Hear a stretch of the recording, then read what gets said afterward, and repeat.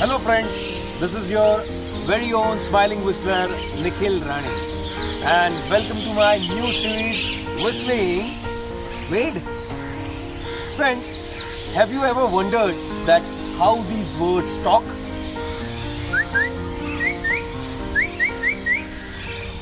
Just like this. Lacking vocal cords.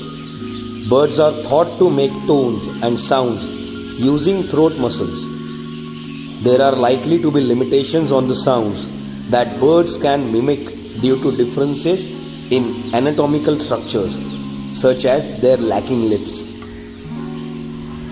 If they can talk like this, so we can also talk like this.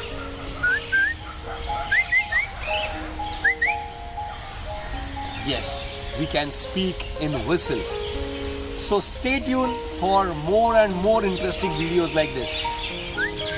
So keep whistling, keep smiling, and happy whistling.